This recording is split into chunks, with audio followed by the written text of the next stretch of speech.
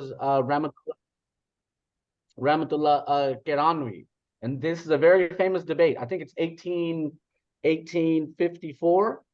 And feel free, if anyone has any questions, feel free to stop me. I have no issue stopping in the middle and answering like important questions. But okay, just to interrupt you for a minute and let everyone know I'm recording this session. If anybody has objection, let me know. yep. So it's important to understand the context. Where are we? What's going on?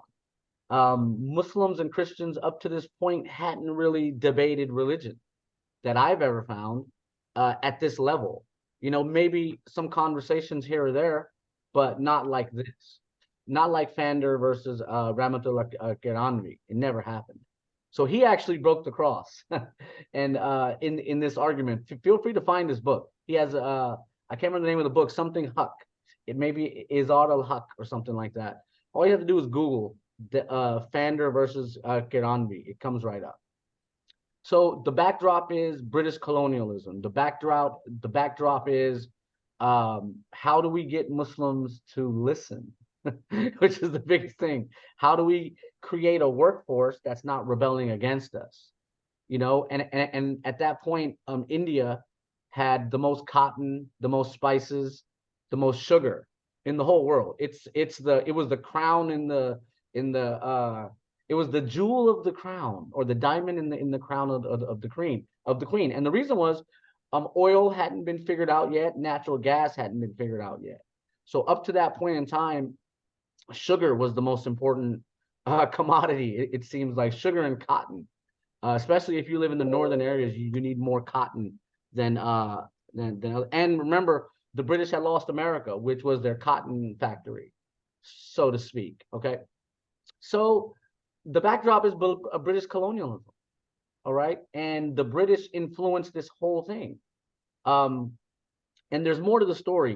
Read about how the British gave the Shia Empire, or the Safavid Empire, how they gave them weapons secretly and had them fight off the Portuguese about 200 years earlier. So all of this is happening in this era, and even now, all you have to do is look at who makes the weapons and who's selling the weapons, and you can find the culprit of anything, very honestly. So weapons normally come from Europe, and they don't normally make weapons in third world countries. Even back then, the weapons were superior. And just real quick, if you need to figure out how the Portuguese were able to sail so far, I'm quite sure they were the first people to learn how to sail into the wind, which is against the trade winds, right? So that was huge. Once you learn sail into the wind, now you can go any direction you feel like going. Whereas everyone else had to follow the trade winds. So if you want to get to America from Europe, you got to go down to Africa and then go across. You can't go across straight from Spain or England with wind technology. So anyhow, the trade routes. Remember, Saudi Arabia, Mecca, Medina is still the most important trade route in the world. What are the chances of that? It was the most important trade route when Muhammad sallallahu alaihi wasallam came around, and it's still the most important trade route in the world because the Red Sea is right there. I think there's over $1 billion in GDP that goes through the Suez Canal daily. And if anyone blocks the Suez Canal, it's like it's an act of war. Same thing with the Malacca Straits, which is when you swing around under India and go in the middle of Malaysia and Indonesia as you turn left to go to China. So whoever controls these is going to control the world. And I guess the last one will be Panama, the Panama Canal. And as we know, who controls all these trade routes for right now? It's the USA and Europe. The Russians don't really have these control, even though they're allowed to go through. But so anyhow, in 1857, there was a big rebellion right after this debate. I didn't put the years in here, but the Muslims and Hindus rebelled against the British over weapons. The newest weapon technology required a soldier to bite into a beef and a pork pack, a lubricant, some kind of lubricant to lube the bullets. Because if you know how guns work, guns, sometimes need to be lubed and etc. Especially 150 years ago, it wasn't the best technology, so you wanted to lube it. Well, as you know, Muslims, we can't really do that. We can't bite into a pork thing, anything, unless you're about to die. So now there's a problem, and the Hindus had a problem too. So it was the mutineers who rebelled against the British government. It was people who had guns, but they had the old guns that had less range, and the new guns had better range. So once the British were able to regroup, they were able to overwhelm these soldiers. Plus, they were out of bullets. Bullets were only made in Europe in those days. I think now, it might be different, but anyhow, this is where Mirza Ghulam Ahmad's family comes in. They helped the British in 1857. In 1857, the British had the worst loss that they ever took since they lost America. So there was a lot of panic. So Mirza Ghulam Ahmad's family, because they helped the British in this time of need, he got a pension. And he was connected to the British for life. So that's sort of the background. And then Sir Syed Ahmad Khan, his Urdu tafsir is not in English yet. I haven't read the whole thing. I've only read bits and pieces. So he comes along in the 1860s and the 1870s, and he says, okay, I'm going to create the Islam the British want. And in his version of Islam, there are no angels. Astaghfirullah. And let me just say astaghfirullah for all these things I'm going to say. There's no angels. Adam wasn't the first man, Adam alayhi salam. Isa alayhi salam did no miracles. There's no shaitan. There's no heaven or hell, etc., etc. All the rationalist, Quranist sort of push was Sir Syed Ahmad Khan. So he even created a college in Aligarh in India. It's called the Ali. It's still there. And most of the Muslims who are associated with that college believe, even that they're not Qadiani, they believe that Isa alayhi salam is dead. So it was all part of that push. And there was another guy in Egypt, Rashid Rida, who said the same thing. So, there's some type of connection. So, okay, so that's the first slide. Let me go to the next one. Okay. Okay, let me just escape out of here because it's actually smaller. So, yeah, and I just said the next slide. So, yeah, Sir Syed Ahmad Khan, he denied the concept of the Mahdi. He was the first Muslim in the history of literature to say that Isa alayhi salam is not coming back. That never happened. We don't find that anywhere. Everyone said that Isa alayhi salam would return physically, not spiritually, not metaphorically. Some differed, some say he died for 3 hours. Some say he died the death of sleep. Some say, Allah knows best. These are little details that we don't really know, and we don't really even need to explore. They will solve themselves. But he denied all hadith, which is ridiculous because hadith, the Islamic hadith records, are the most detailed record of written tradition in the history of the world. Period. No European, Chinese, Papua New Guinea, African, no group of people ever put their traditions on paper with the scrutiny that Muslims did. I think like 90% of hadiths that were submitted were rejected because they didn't pass the basic test of is this authentic or not, right? So I couldn't reject hadith because I know that this is also a sign of Allah. And if I remember correctly, the same people that collected the hadith are the same people that collected the Quran and took care of the Quran. So anyhow, he wrote a tafsir and he even named it like an Ahmadiyya. I don't remember the exact name, but it had the word Ahmadiyya in it. And so Mirza Ghulam Ahmad says his dad dies in 1876 and that pension's gone. So now he's like, how am I going to make money? So he says, if Muslims give me money, I'll write a book with 300 arguments for the proof of Islam. So he starts collecting money. He got money from very famous people like Nawab Sadiq Hassan Khan and his wife, the Queen of Bhopal. Many people gave him money, right? So he was supposed to give 300 arguments, and it never really happened. And so now the British come to British India and they fragment the Muslims, right? We were all Hanafi fiqh, and then there was pockets of Shiaism, right? But the Mughal Empire, there was no sects. It was Hanafi fiqh, period. I think you could be a Sufi, right? And it was allowed, but there was not like the sects that we have today, right? So, and this is the British concept of divide and conquer.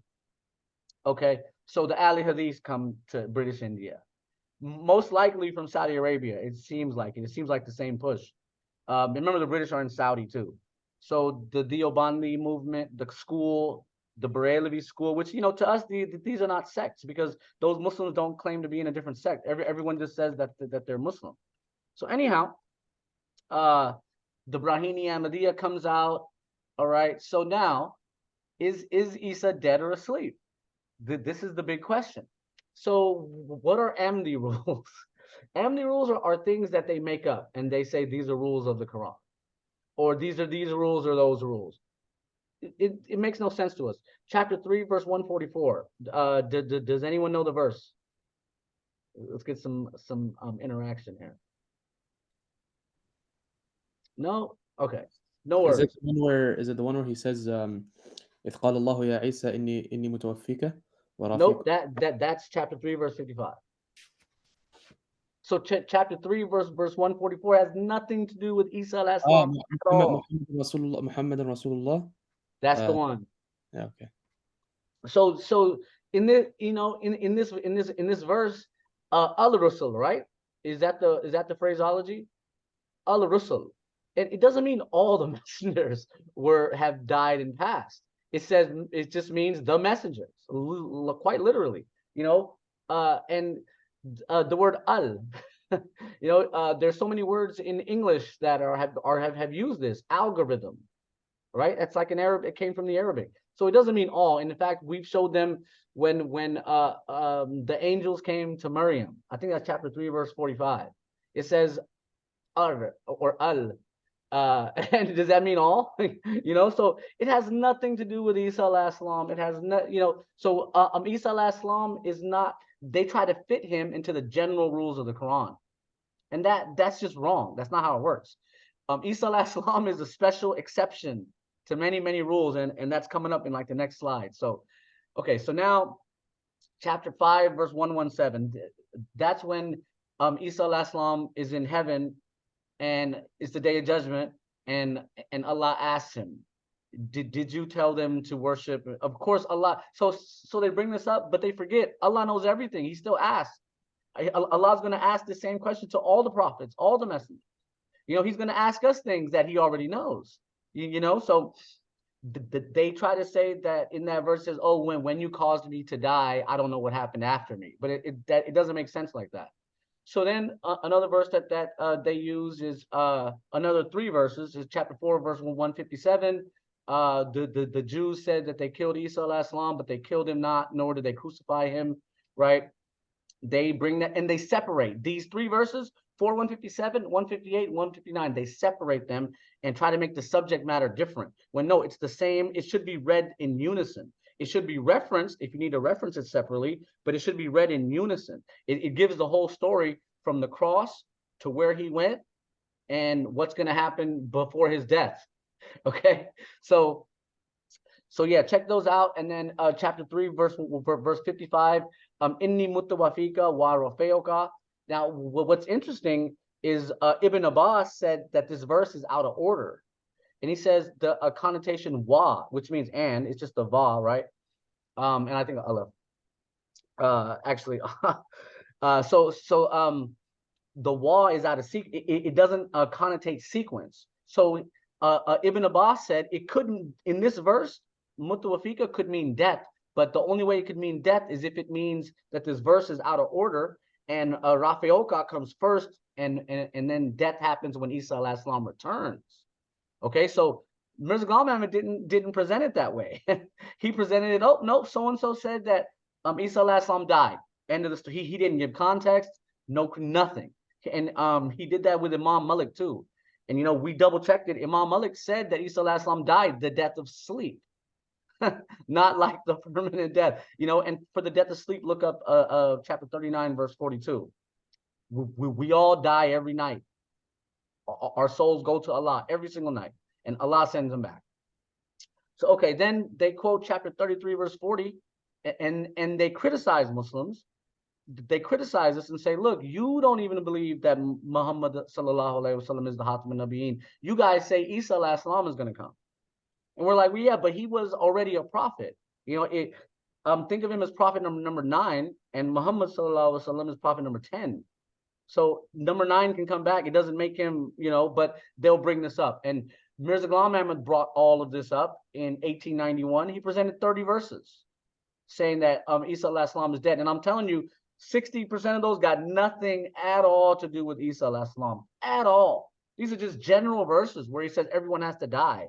Well, we believe that. So is Isa alayhi salam have to die, you know? There might have been one exception to that rule. That's the Prophet Idris alayhi salam. It's in the Quran. He was Rafa. And if you check the Bible in the Torah, I think it says he died in heaven. But Allah knows best. We don't push it further than that. So anyhow, there are exceptions to the rules in Islam. Okay, Yunus, the people of Yunus alayhi salam were given an exception by Allah. Right? Why does Allah do this? Allah knows best. Okay. Muhammad sallallahu alaihi wasallam is an exception, and he was allowed to marry more than 4 wives because it was needed. He was the head of state, so he was given an exception, but not everyone else. Okay. And I talked about Idris. Okay, so then they say Adam alayhi salam was created in pairs. Astaghfirullah. Right? And Mirza Ghulam Ahmad says he was born a twin. So some of these weird beliefs we'll get to. But they'll bring up our exceptions. We're like Mirza Ghulam Ahmad said that the Muslims don't believe Adam was born in a pair. Not at all. So so okay, let's go to the next slide. Okay, the denial of miracles. So that's why I brought that up. Somebody raised the hand. Somebody had a question, I guess, Brother Muhammad. Yeah, just a quick question. Why the death of Jesus, peace be upon him, is an issue for the Mirza Ghulam, or why is he talking? Yeah. So remember, he had to kill Jesus alayhi salam for him to claim to be Jesus alayhi salam. So how could he say that he's the Messiah if the Messiah hasn't died yet? And so Adnan Rashid highlighted this point because these two happened at the same time. In 1891, Mirza Ghulam Ahmad says he gets an ilham that Jesus is dead. Astaghfirullah. And then he says, and I'm the Messiah. It all happened simultaneously. So that was his strategy. He had to present it that way. Doesn't he say as well that he is the Mahdi? Yeah, but he also says many more Mahdis can come, and also the Fatimite Mahdi could also come. So it's like, what does that mean? Yeah, he also uses a weak hadith, La Mahdi fil Isa, I think. No Mahdi except Isa, and I double checked this hadith. It's weak. If it is authentic, all it means is Isa alayhi salam is guided. The word Mahdi was used in a different connotation in terms of simply being guided by Allah, which all prophets would be like a sort of Mahdi. You see what I mean? So yeah. So, All right. brother, Anything else?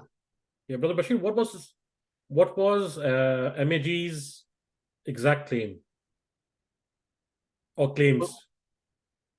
Oh, what claims did he make? Yeah, about his whatever status. Oh yeah, brother. He claimed to be Muhammad sallallahu alaihi wasallam. Astaghfirullah. That would be his biggest claim, and he uses I think Surah Kosar, like the first verse of Surah Kosar, or the second. I can't remember off the top of my head. I think it's 109:1. And he says he's mentioned in that verse. Then he quotes chapter 62, verse 3, Surah Jummah,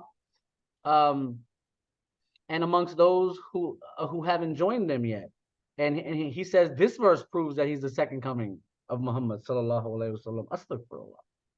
So that's his biggest claim. But he also claimed to be Krishna, the second coming of Krishna, second coming of Baba Nanak, second coming of you name it, the Hindu god Ram, second coming of Buddha, whatever he could,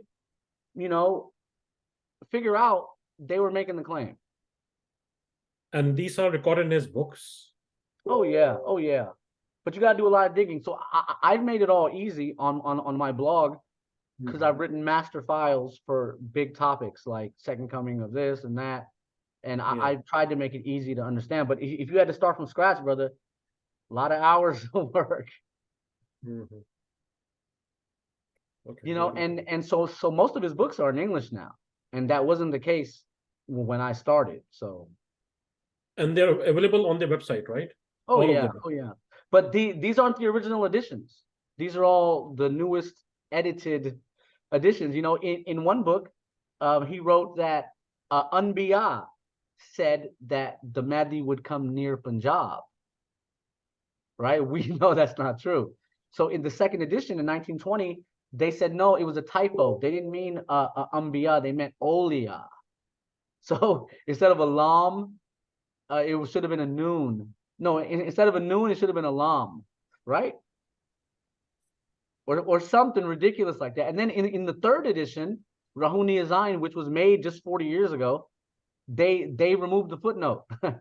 So you would have never known that there was an issue here in the newest edition. So all the newest editions are tampered with. Okay. Wow. These Brother are Franz, you again, have a question? yeah, brother, this is what we're up against. And you know, so a Muslim is like a nice guy who's looking to just present the truth of Islam. These guys aren't doing that. They will bring references that you've never heard of and ask you to refute them on the spot. And it's like, well, I needed this a week ago so I could go and double check it. They don't want us to double check anything, because once we start double checking, we see everything's out of context. Interesting. Jazakallah khair. Brother Franz, you had a question? Yeah, I was just asking Brother Bashir, like, did he also claim himself as Hazrat Isa? Like, I heard like he also claimed himself as Isa too. Oh yeah, oh yeah. In 1891, he claimed to be the second coming of Isa. But that was his major claim, though, right? Was it not? Yeah, yeah. Well, I guess his biggest claim would be being the second coming of Muhammad sallallahu alaihi wasallam. Okay, because I always confuse. Sometimes he calls him Mahdi, sometimes he calls him a coming of Hazrat Isa, and now I heard like he also claimed himself as second coming of Muhammad. So, so you mentioned that he actually claimed a different, so many other person, being born and as him, but one of them was also that he claimed that he was Isa. That was my understanding so far, but now I realize that he claimed to be so many other personalities. Yeah, very disrespectful, and he made a mockery of all religions actually. So what else? And we're past the 30-minute mark. So, Brother Naveed, which direction are we going here? No, we are good. We are good for another 30 minutes. Okay. Yeah.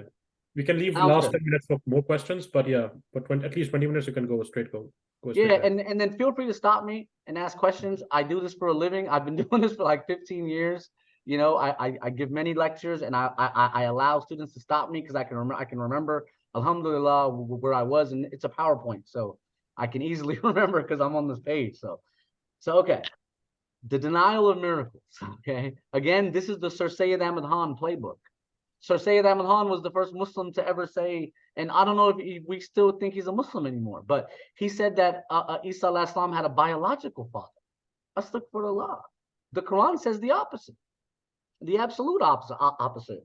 So what's interesting is Mirza Ghulam Ahmad wrote that in 1891, in the same year he made his strangest claims, he said that Jesus alayhi salam was walking with his father.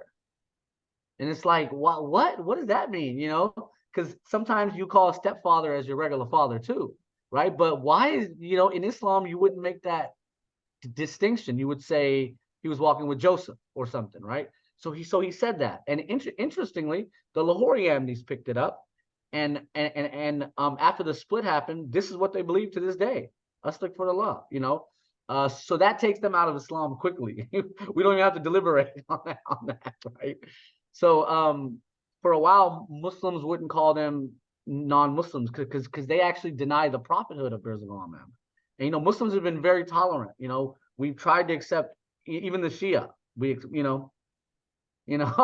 It's a tough thing.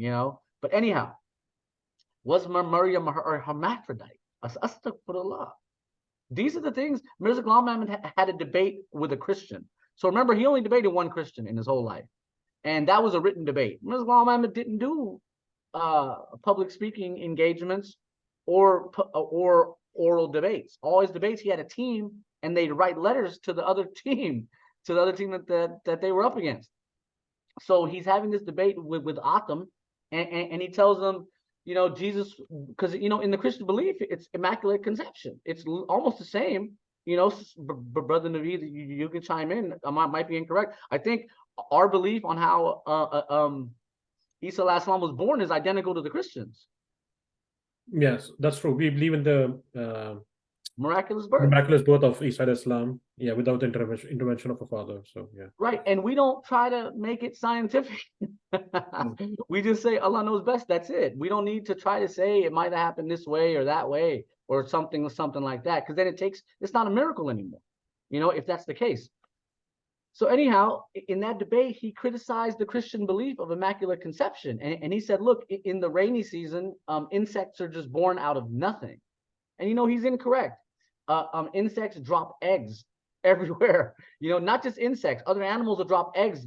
There's a fig wasp that when they pollinate a fig, they drop an egg, and then sometime later a baby flies out of the fruit, right? It doesn't mean, you know, they were just created out of nothing.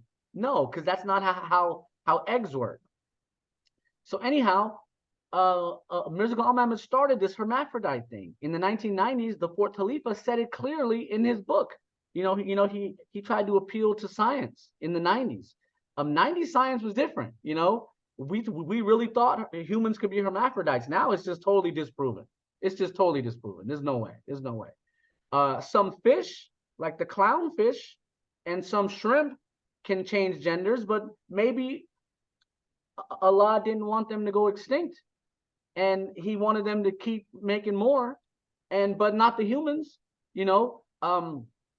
So I believe a horse and a donkey can make a mule, but a mule can't continue to make more mules. You know, this is proof of Allah. Allah made a stop sign for in interbreeding. You know, it's not allowed. So they came up with this theory. Now they're denying it. Now they say, no, it's a possibility. And we say, brother, if you call it a possibility, you might as well accept it. Because when you start thinking it's possible, you've already committed the biggest kufr, right? So I was told, so the next thing, when I was a kid, my dad told me all the time, Adam alayhi salam, there were thousands of Adams. And I was like, oh, okay. You know, now it's like, come on, bro. If you believe that there were more Adams before Adam alayhi salam, that's not Islam. That's not the Abrahamic religions. You morphed it into something else, because you're killing off the creation theory, and that's huge for us. Okay, they say that Adam alayhi salam was created on earth. Brothers, I'm sorry, he was created in Jannah. This is like a fact. You know, I think the Christians and the Jews believe the same. You know, here's another thing that all of us agree on. You know, actually, I'm not sure about the Jewish point of view at this exact second, but yeah. So this is something different. They don't believe that Allah could send humans from Jannah to the earth, nor do they believe that Muhammad sallallahu alaihi wasallam went for the Mi'raj physically, nor do they believe that Isa went, nor do they believe in chapter 5 Al-Ma'idah, the whole chapter is about the table with the food on it that Allah sent from heaven to Isa alayhi salam. I think that's chapter 5 verse 115 or 114, something like that. They don't believe in any of that. Okay, we believe the moon was split, right? Y'all agree? Mirza Ghulam Ahmad, at first he said, yeah, when he was a Muslim. Then he left Islam, and then he said, no, it was an eclipse. That's the for Allah, right? We have a couple of questions. Yeah, sorry, brother Bashir. We have two questions from Brother Khalid and Osama. Okay. Go ahead, guys. Who wants to ask first? Osama? Yeah, I was just wondering, so how is Sayyid Ahmad Khan related to MGA? Sir Sayyid Ahmad Khan, he wasn't related to him, but they were the same era and roughly like 100 miles from each other. And Mirza Ghulam Ahmad knew him well. Mirza Ghulam Ahmad wrote him letters. His followers were also followers of Sir Sayyid Ahmad Khan. He was the big influential, you'd say he was the big Instagram, what do they call it? An influencer in British India. Because didn't you mention that Sir Sayyid Ahmad Khan received pensions from the British government, and then after he passed away, Mirza Ghulam Ahmad was like, okay, there's no more income, so now I have to write a book instead. Yeah, that was Mirza Ghulam Ahmad's father, Mirza Ghulam Murtaza. Oh, So okay. Shaykh Ahmad Khan, actually, I don't know if he got a pension. I'm sure he was knighted. You know, that's why he's called Sir Sayyid Ahmad Khan, because he went to London and got knighted by the Queen in the 1800s. That's like unheard of. Okay, I see. Okay, all right. But in what way was Mirza's family helping out the British? Well, so in the 1857 mutiny, the British were doing bad. Many officers were killed, and Mirza Ghulam Ahmad's father gave them 50 horses, 50 riders, and showed up ready to fight with weapons. And they helped the British against their own fellow Hindus and Muslims in India. Okay, all right. Okay, Jazakumullah khair. Yep, and for that he got a pension. Mirza Ghulam Murtaza got a pension. Assalamu alaikum wa rahmatullahi wa barakatuh. You mentioned Lahori Ahmadis. I've heard this term a few weeks ago, and it's the first time I heard of it. What is the difference between them and the other Ahmadis? Yeah. So in 1914, there was a split in the Ahmadiyya movement. And it was a Qadiani Lahori split. The Qadiani stayed in Qadian. The Lahoris moved to Lahore. And they had all the big scholars with them, all the big doctors and all the educated people left. And they denied the prophethood of Mirza Ghulam Ahmad. They said, no, he's not a prophet. You know, this guy's a liability. But basically, that's what they said. So when you make Mirza Ghulam Ahmad the non-prophet, now his words don't mean anything. You see what I mean? Now he could be wrong or mistaken, just like some of our scholars.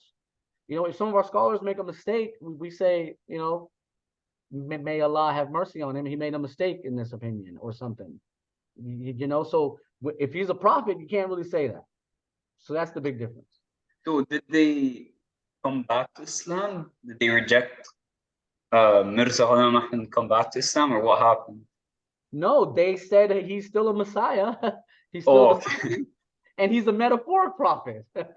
Oh man. So it's like, bro, you know, someone called them Diet Pepsi. I was like, Jazakallahu khairan.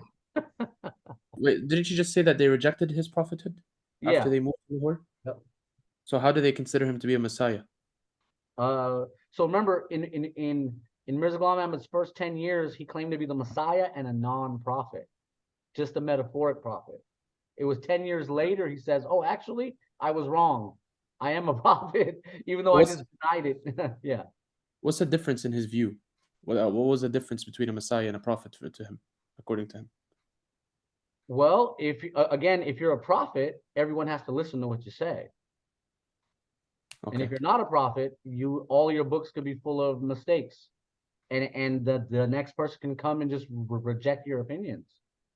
Yeah, but in our view, like when Isa alayhi salam comes back, he's going to be considered the Messiah, but he's going to be like ruling over us. We'd listen to him, and he would, you know, arguably he's still going to be considered a representative of Allah subhanahu wa ta'ala in that sense, that he's going to still, you know, guide us according to what Allah subhanahu wa ta'ala wants. So isn't that like what I still don't see what the difference is between a Messiah and a prophet? Well, to us, you know, there's no, you know, to us it all makes sense. To them, they say he's the Messiah who was not a prophet, and they say when you know, how could he be a prophet? Chapter 33 verse 40 ends prophethood, and etc. And it's like, you know, it's a totally nonsensical view. And Lahori Ahmadis are 1% of the world population at this point. Okay, makes sense. Yeah, their beliefs are even more ridiculous. You know, they also believe that Isa alayhi salam had a biological father. So. Okay, all right, barakallah. Okay, is there anyone else? Yes, sir. Brother Bashir, very good knowledge sharing. One quick thing, I just want to know about you. What point of your life you think, you know, because you raised up a Qadiani and you have always around you a Qadiani family, which turning point you turn it, okay, he is wrong. So no, you have to make a change. That's a life turning point. Do you share with us? Yeah. It's the Lahori Ahmadis. You know, their top scholar was a guy named Maulvi Muhammad Ali. And 20 years ago, all of his books were on the internet. They were in English.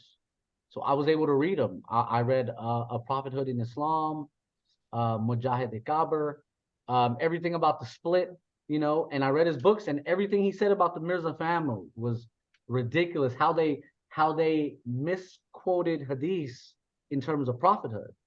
You know, there's a hadith by Aisha radhiyallahu anha, where she says, say Muhammad is the Hatam al-Nabiyyin, but don't say La Nabi Abadi or something like that. Because I think she was trying to say that Isa al-Islam is still going to come or something. But that's a book of fabricated hadith. This isn't even an authentic hadith. You know, so, and they do that with the eclipses too. They're using a book that's not even authentic. So these are the issues, brother. Okay. Okay. Bashir, do they still read Quran? Like, is it something that what they changed any of that Quranic scripture, or do they still read Quran? And because that hasn't changed for 1443 years, right? Like, regardless. Yeah, they didn't change the words. They added Bismillah ar-Rahman ar-Rahim as a verse number, and that it like if you're a novice in Islam, that might throw you off. You know, Muslims, we don't add Bismillah as an official verse number. You can say it silently if you want to, or even you can say it verbally, you know, but it's not a number. It's not, you know, Surah Fatiha doesn't start officially, you know, with, that's not verse 1, you know. So other than that, yeah, it's the same Quran, but they change the meanings, you know, and in their commentary, they add italics. So it's in the italics. So for chapter 3, verse 55, if you read their 5-volume commentary, they'll say that when you caused me to die of natural causes. That's not what the verse says. The verse never said he died of natural causes, or in that situation, it's of natural causes. So yeah, that's how they change it, brother. Thank you. Okay, Brother Bashir, I'm sorry, I don't know how to raise the hand. Maybe I'm the host, that's why I cannot raise the hand. So I'm just asking a question directly. I apologize to everyone. Can we consider Lahori Ahmadis as Muslims, or they are also considered non-Muslims? They're also considered non-Muslim at this point. In 1974, the government of Pakistan said they knocked them both out. They said, nope, if one's guilty, the other one's guilty. And technically, if you deny any verse of the Quran, are you still a Muslim? And they clearly deny all the verses on the miracles of Isa. They clearly deny the birth of Isa. They clearly deny all miracles. So, you know, me and you, we're average people. We don't need to say anything, whether they are Muslim or not, you know, but all the scholars will tell you straight up. Okay. Brother, I have also a question. Tanzil here. So what is their selling point? Because they are basically targeting all the religions, including Hindu, Sikhism, Christianity, Muslims, like everyone. They have made a kind of, you know, a mixed plate that they are trying to sell to everyone. So what is their key selling point? Because their number is increasing as well. Especially I know that in Arab world, they are gaining popularity. Yeah, well, I wouldn't say that they're growing, and I don't think in the Arab world. In fact, Kababir in Israel is their headquarters of the Arab world, and they're not growing at all. They're dying. Most of the young kids who are there are all leaving, marrying Christians and Jews and etc. In fact, I have a whole report on this. So I think in Jordan they got a foothold, but no mosque, because the Jordanian government won't allow them to open up a mosque. Not in UAE, Saudi. You know, they're in Saudi, working as like workers. You know, many have been there, even in Mecca. But they're not growing at all. That's also a myth. In fact, their numbers are going the opposite way. And they're in Pakistan, they're totally devastated. People are leaving left and right. In India, it's the same thing. It's the same thing. And in the West, you know, the immigrants are hardcore because the Ahmadiyya movement got them here, especially the asylum people. You know, but the people who were born here, we're not connected to them like that. You know, so we're harsher on them. We're more critical of them. But if they helped you come to America, you might be less critical. You know, you might allow for corruption and etc. Yeah. And the second part was that what is their selling point? Like how they basically try to convince, especially younger generation, because the problem here is that our younger generation is that not that much connected to Islam. Their roots are not there, and their parents are not telling them enough. So, like, how we can help our kids stay away from them or avoid them or avoid getting into those discussions, and don't get confused. Yeah, well, they're coming to do it, and they have a million selling points. You know, my dad used to say, "Don't tell them about Jesus in India until after they become an Ahmadi."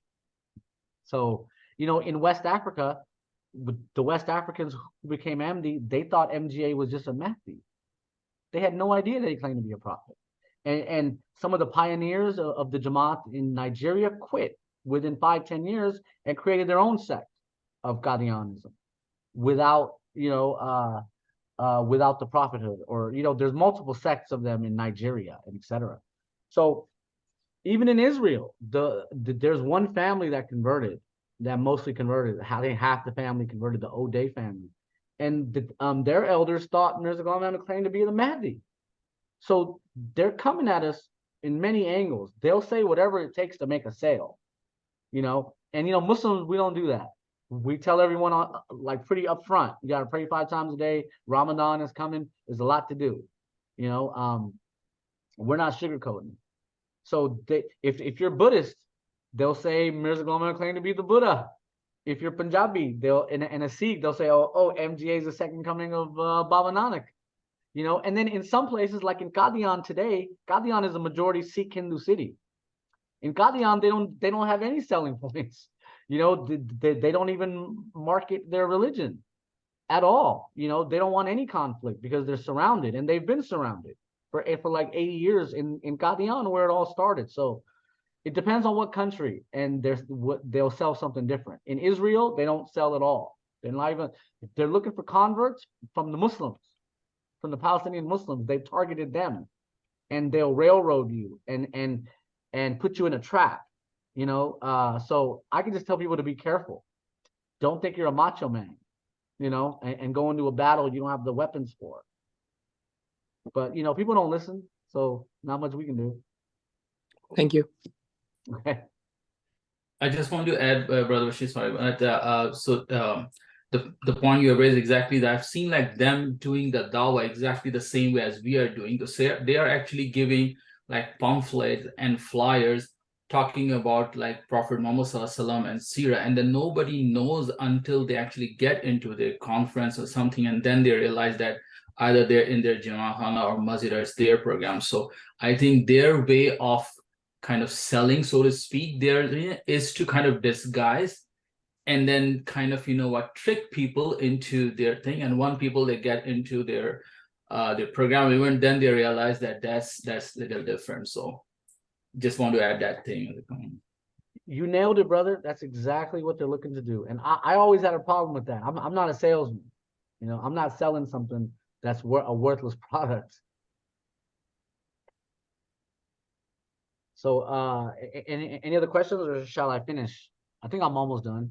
I have a quick question, just a quick clarifying question. The denial of miracles of Mirza Ghulam Ahmad, or the denial of some of the Islamic things according to MGA, is different from Sayyid Khan, right? Because Sayyid Khan, you said he denied angels and jinn and heaven and hell, but MGA did not deny that, right? He did. MGA denied all the same things. And he stayed consistent with it?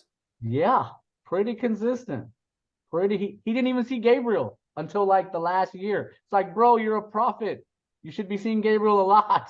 So Ahmadis nowadays don't believe in a heaven and hell. They don't believe in an akhirah. Yeah, well, now they've formed it differently. Well, so they don't follow MGA. They follow their current Khalifa. So if you ask them now, they'll say, oh yeah, there's a heaven and hell, but hell is temporary. Even an atheist can go to hell and then come out and go to heaven. So it's like, no, bro, in Islam, you have to be a Muslim. And a Muslim can go to hell and come out, but not an atheist and a Sikh and a Hindu and a Christian, et cetera, et cetera. So it's roughly this. It's so now they say hell is temporary, and well, actually, MGA said the same thing. They said eventually everyone will be out of hell and it'll be shut down. They even say Shaitan is going to make it to heaven. Astaghfirullah. They even said that Shaitan was No, Iblis was a human. So there's this weirdness is out there. You just got to find it in the little details, and they won't say this on day one or even on day 100. You got to find these details. Okay, it's interesting. Jazakumullah khair. Yeah. Okay, so yeah, let me just finish these up. The snake of Musa, they deny that.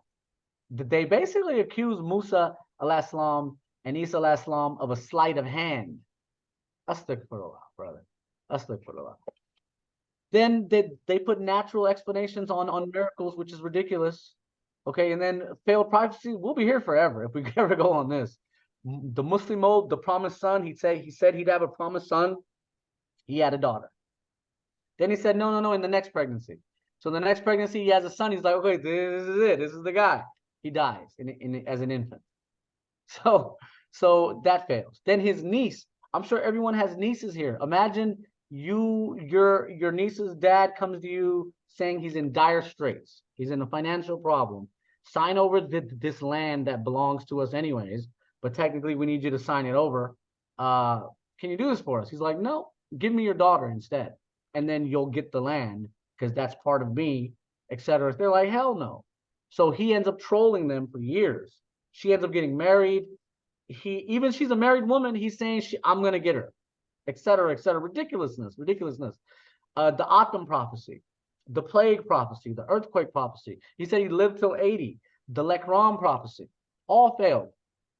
Okay, and then here's another one. Can prophets be killed? In Islam, there's over 10 verses of the Quran that talk about how prophets have been killed. It's not a new thing, you know.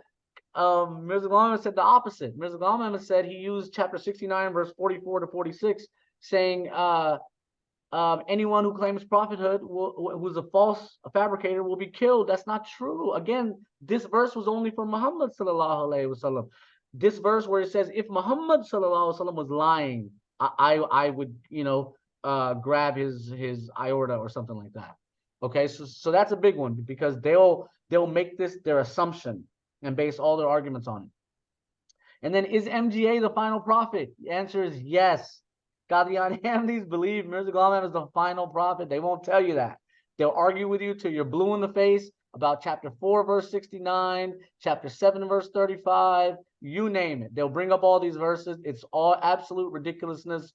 And at the end of the day, that's not even what they believe. Then the misattribution of hadith to Muhammad sallallahu alaihi wasallam, he did this all the time. He said that there was a hadith in Bukhari. There's no hadith. There's many instances of this. And with that, ladies and gentlemen, that's the end of the presentation. And Brother Naveed, where do we go from here? Yeah, actually, I had a question. Is that recently in one of the debates that they're having in the UK, these guys admitted that they believe there can be prophets after MGA as well, and I was just surprised. So where do you stand on that? Well, that's what I'm saying. Sometimes they'll say, yeah, there are prophets, but if you press them, they'll say, well, there's no prophecy for another prophet. And every person who's an Ahmadi who's claiming to be a prophet, they kicked them out. So we're like, hold on. In practice, there's something much different. So it just seems like they're wasting our time with arguing on chapter 33, verse 40, when they don't even believe in more prophets. So. Okay. Brother Frost? Yeah, Brother Bashir, like you mentioned as a Khalifa. So what is the difference between Khalifa and the main guy, Mirza Ghulam Qadiani? Like this Khalifa is like a new, that's the one they are following and forget about MGA? Yes, exactly. Whoever their Khalifa is, that's who they follow, not MGA. Even if he contradicts MGA, they don't care. Oh, okay. So I believe there are also multiple Khalifa at this time. Is it not the case?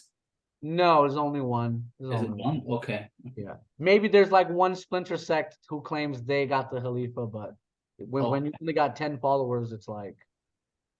I got you. Okay. Does this mean they believe their khulafa have direct revelation or wahi from Allah? If they're able to reform and say, okay, now there's a heaven and hell and there's this and that? Oh yeah. They believe their Khalifa got the direct line, the back chat with Allah. And it's like, well, maybe Allah will teach you how to read the Quran if that was the case. Oh yeah, I saw that video. So they're basically like Mormons. They're because Mormon, presidents, their current prophets, they, Yep. it's a question. Mormons and Jehovah's Witnesses. Yeah, that is what was coming to my mind. No angels, I mean, like no heaven, no hell. Yeah. So can I ask a question too, please?